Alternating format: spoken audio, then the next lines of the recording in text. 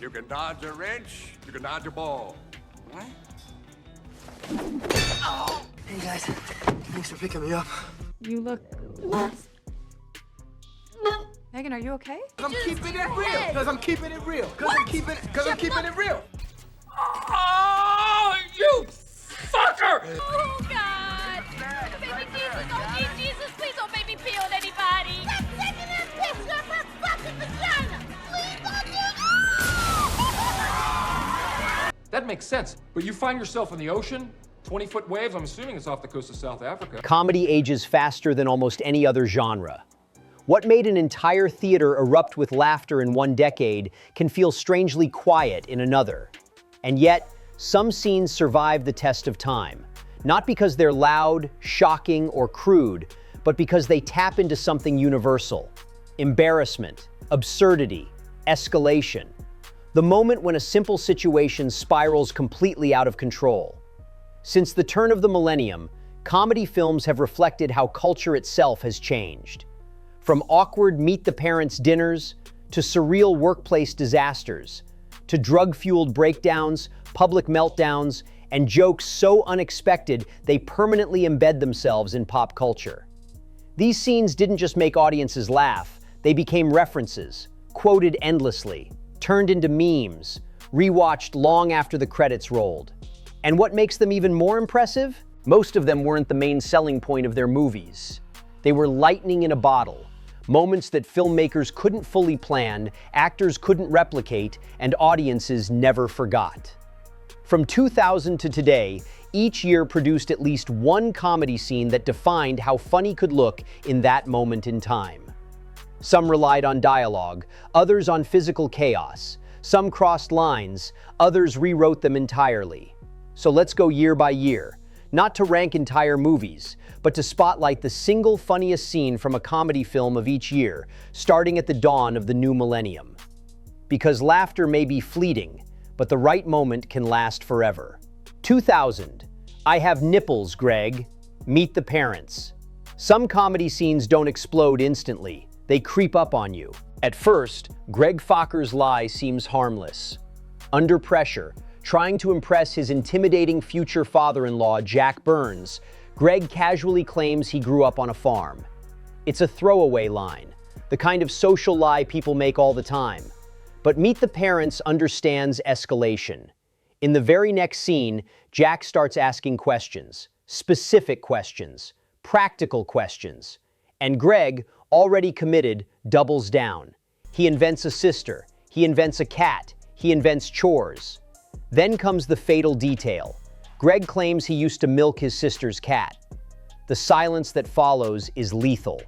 Jack Burns, calm, controlled, surgically precise, responds with one of the most perfectly delivered lines in modern comedy. I have nipples, Greg. Could you milk me? It's not loud, it's not slapstick, it's devastating. The humor comes from contrast. Greg's panic collides with Jack's deadpan authority. The line is so sharp that the American Film Institute later recognized it as one of the most memorable quotes in American cinema. Even better, the sequel reveals Greg never even had a sister. The joke ages like fine wine because it's built on a universal truth. Once you lie under pressure, logic becomes your enemy. 2001, The Center for Ants, Zoolander. By 2001, Ben Stiller was leaning fully into absurdity, and Zoolander delivered one of the most iconic examples of weaponized stupidity ever filmed. Derek Zoolander is presented with a scale model of his proposed charity school. It's meant to be inspiring, visionary, a turning point. Instead, Derek stares at it, confused. "What is this?" he asks. Then comes the realization, not quietly, but explosively. A center for ants? The brilliance of the scene lies in how long it keeps going. Derek doesn't just reject the model, he interrogates it. He grows angry, he physically throws it. Then, after visible internal processing, he arrives at a solution. It needs to be at least 3 times bigger than this. The audience watches the mental gears grind to a halt and restart incorrectly. It's not just a joke, it's character comedy at its purest. Derek isn't pretending to be dumb, he is dumb, and the movie commits to that fully. What makes the scene immortal is that it doesn't rely on references or shock. It's pure, absurd logic delivered with total sincerity. And once you've heard "Center for Ants," you can never unhear it. 2002, Meeting the In-Laws, My Big Fat Greek Wedding. Early 2000s comedies loved one thing above all else: meeting the parents. But My Big Fat Greek Wedding didn't just show awkward in-laws, it drowned them. When Ian's quiet, reserved parents arrive at Tula's family home, the imbalance is immediately obvious. Cars pull up, relatives swarm, noise fills the frame. Then Gus starts naming people. Nick, Nick, Nick, Nick, Nicky, and I am Gus. The joke isn't just repetition, it's scale. Ian's parents realize they aren't just marrying into a family, they're being absorbed by a cultural force. The scene becomes a masterclass in comedic overwhelm, capturing how love can feel like chaos when traditions collide. The moment with the bundt cake, presented without a hole, seals it. Good intentions, total misunderstanding. It's funny because it's kind. Nobody is cruel. Nobody is mocked. The humor comes from contrast, not contempt. And that warmth is exactly why the scene has lasted. 2003, The Tranquilizer Dart, old school. If there's one rule in comedy, it's this: pain is funnier when it's unexpected. Frank the Tank doesn't expect to get shot with a tranquilizer dart. Neither does the audience. When the dart hits his neck, it's already funny. But old school doesn't stop there. The movie shifts perspective, sound distorts, time slows. Frank's internal experience becomes surreal. Everything is stretched, everything is wrong. He can't process words, he can't control his body. Reality becomes liquid. The genius of the scene is restraint. It doesn't pile on jokes, it lets the situation breathe. The humor comes from commitment, from watching Will Ferrell surrender completely to physical absurdity. It's not just slapstick, it's experiential comedy. You don't just laugh at Frank, you feel like you're inside his malfunctioning brain. 2004, that escalated quickly. Anchorman, The Legend of Ron Burgundy. Some scenes become memes before memes exist. What begins as a petty rivalry between news teams transforms, without warning, into a full-scale medieval street war. Pitchforks appear, grenades are thrown, limbs are severed, and nobody questions it. The cameos pile up. Tim Robbins, Luke Wilson, Ben Stiller, each one escalating the insanity. The violence is cartoonish, disconnected from reality, and treated with shocking casualness. Then it's over.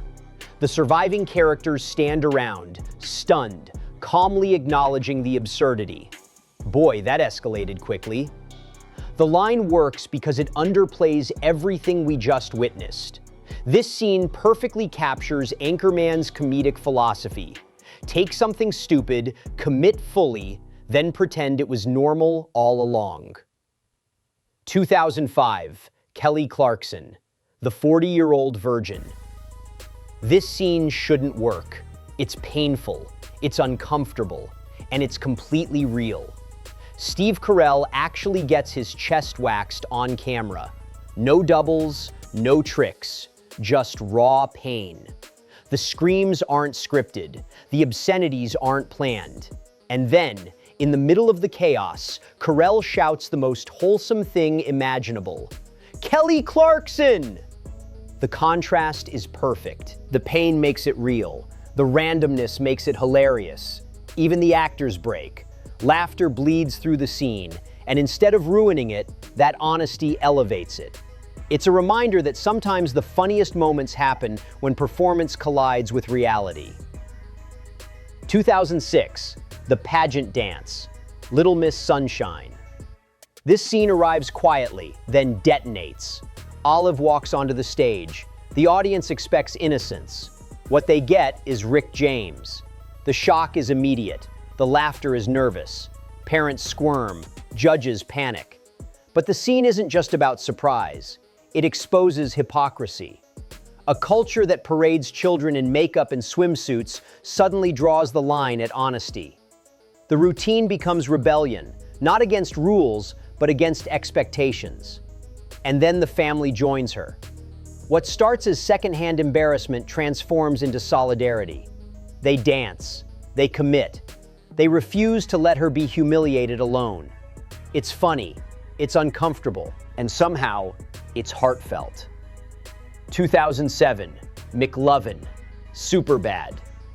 Some comedy scenes don't just land, they rename a generation. When Fogel reveals his fake ID, everything about it is wrong. The age is wrong, the state is suspicious, and the name? McLovin. No last name, no explanation, just McLovin.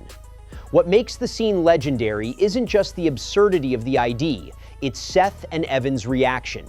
They don't panic quietly, they attack the logic. Hawaii? 25 years old? Organ donor? The insults pile up faster than Fogel can defend himself.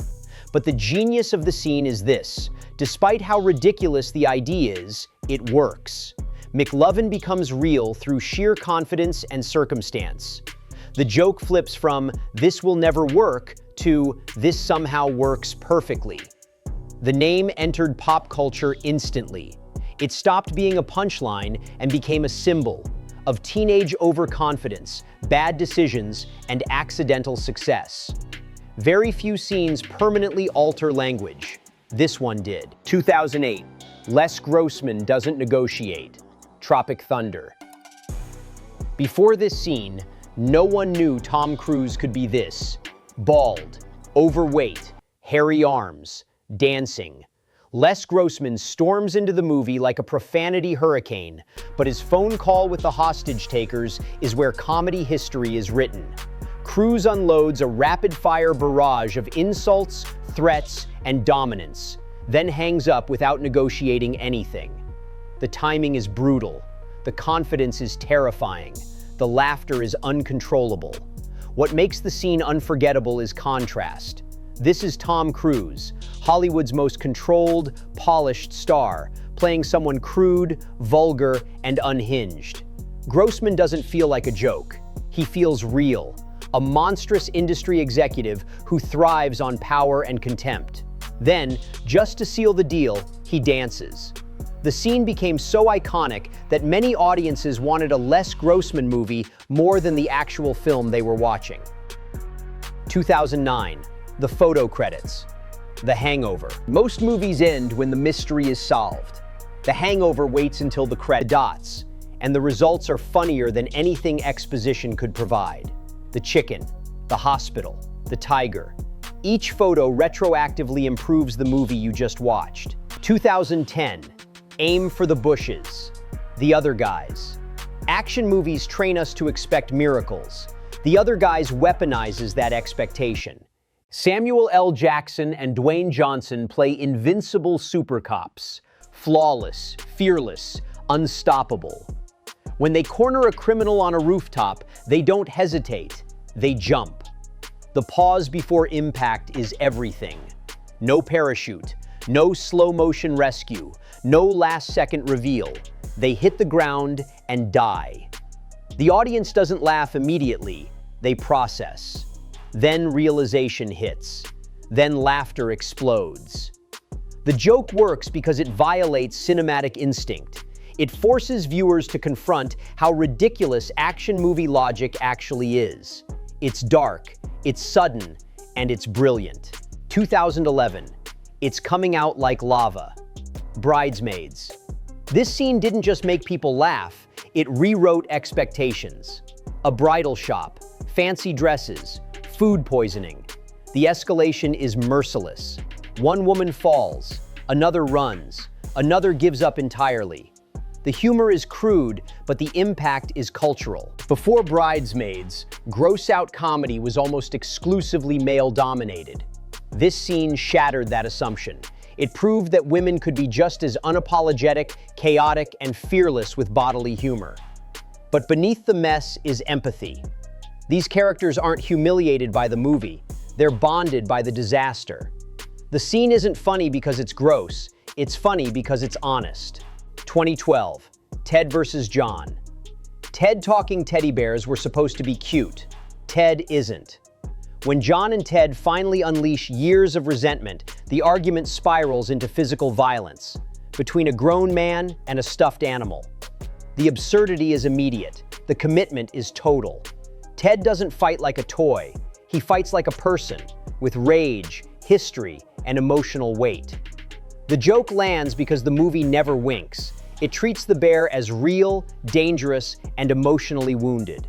By the time fists fly, the audience forgets how impossible the premise is. That's the mark of a great comedy scene, when logic collapses and laughter takes over.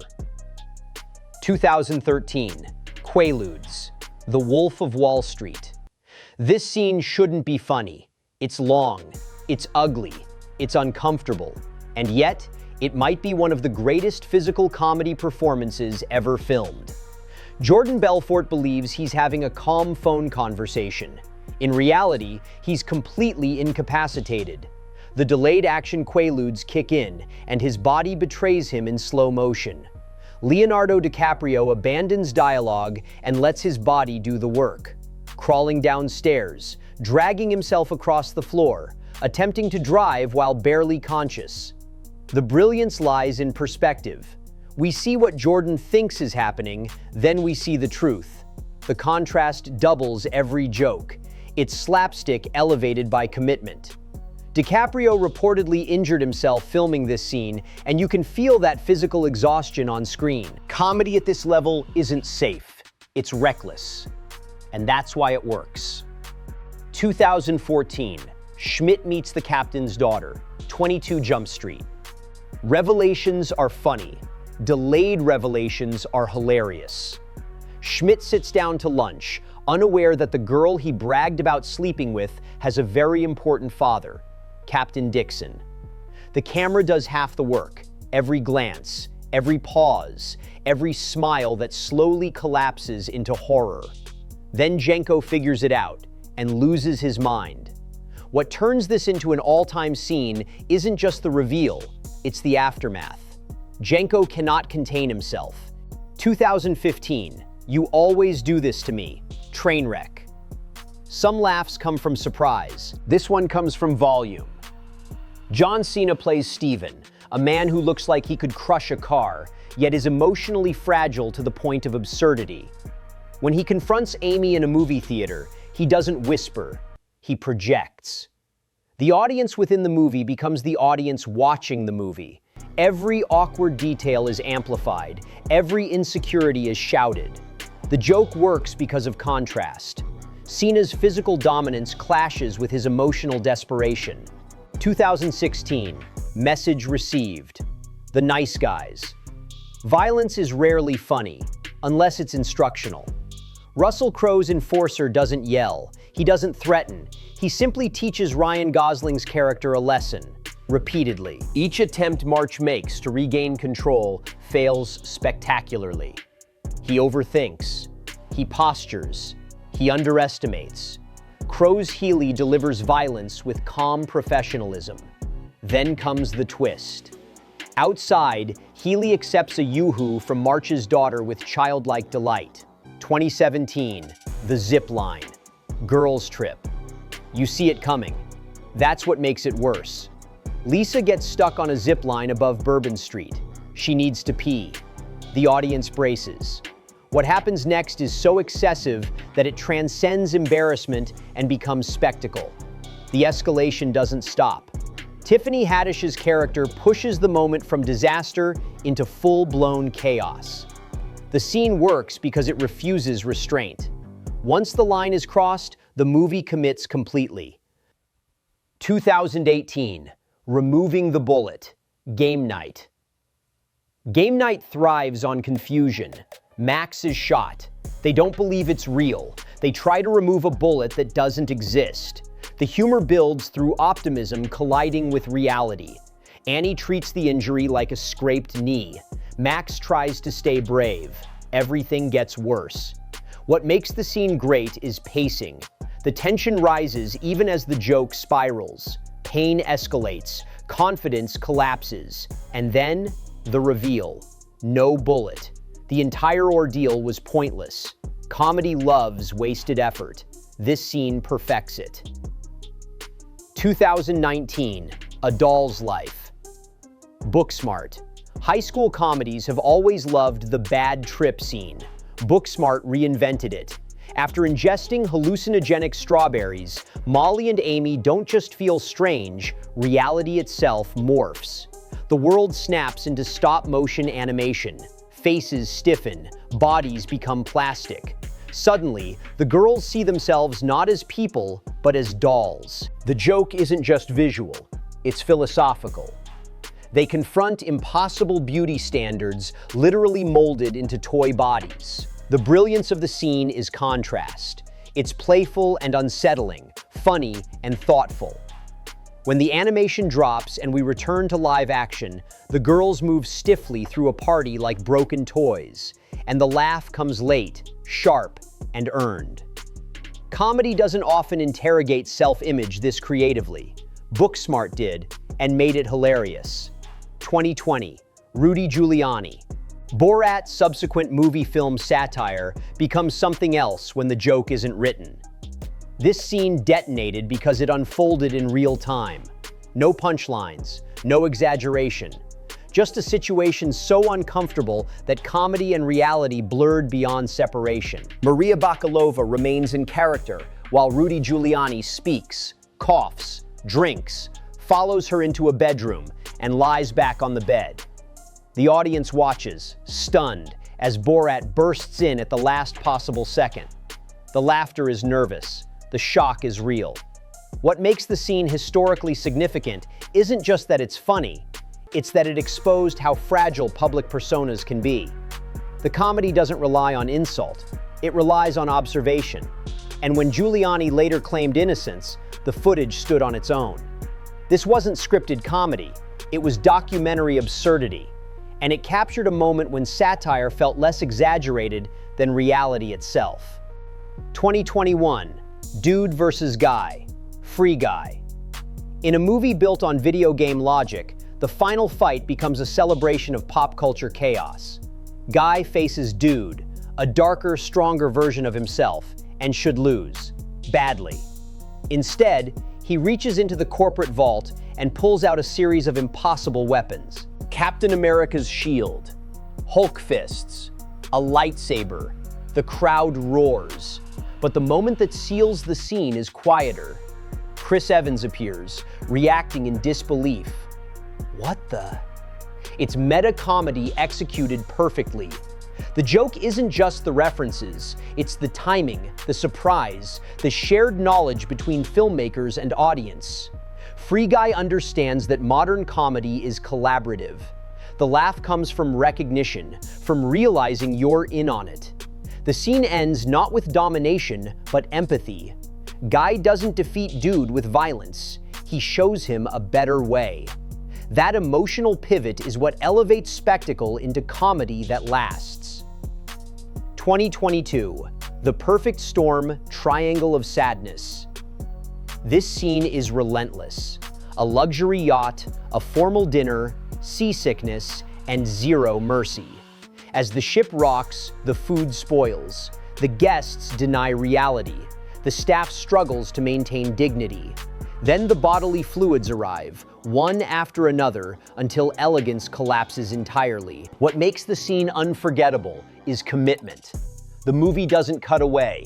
It doesn't soften the impact. It forces the audience to sit in the mess. The laughter is a release, not from cruelty, but from the honesty of watching hierarchy melt away. 2023, The Naked Beach Fight, No Hard Feelings. Comedy rarely allows women to be this exposed, literally and figuratively. Jennifer Lawrence's Maddie goes skinny dipping. Teenagers steal her clothes. She emerges from the ocean completely naked, and instead of retreating, she attacks. What follows is physical comedy stripped of vanity. Lawrence commits fully, chasing, tackling, and overpowering her tormentors without a trace of embarrassment.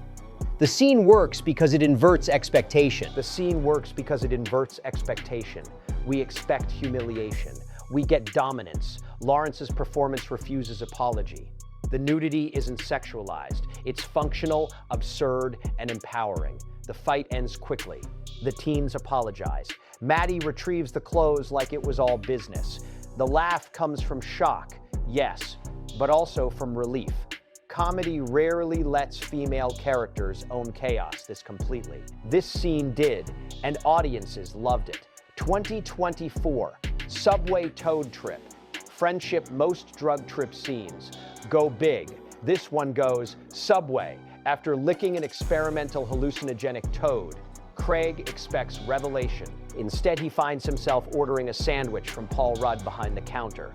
The mundane setting becomes the joke. No colors explode. No walls melt. It's just polite customer service and Italian herb cheese bread. The humor comes from anticlimax. Craig touches something divine, and all he gets is a foot long. When the hallucination ends, Craig tries to explain what happened. 2025, Chili Dogs, The Naked Gun, reboot. Legacy comedy is dangerous territory. This scene proves it can still work. Frank Drebin Jr. interrogates a suspect using body cam footage. It should reveal guilt. Instead, it reveals chili dogs. One after another, sauce everywhere. A lieutenant in distress. The scene never rushes. It lets the absurdity build as Drebin watches himself eat, unaware of the disaster unfolding. Liam Neeson plays the moment with absolute seriousness, the same deadpan commitment Leslie Nielsen once perfected. That restraint is the key. The joke lands because no one acknowledges how ridiculous it is. It's old-school comedy executed with modern polish. A reminder that some formats don't age out. They just wait for the right hands. From awkward lies and fake IDs to political scandals and psychedelic subway runs, comedy reflects its era. It absorbs anxiety, absurdity, power, and identity, then twists them into laughter. And that's why these scenes endure. If one of these moments made you laugh all over again, like this video. Comment with the comedy scene that defines your generation. Subscribe for more deep dives into film, culture, and the moments we can't forget. Because laughter may fade, but the right scene never does.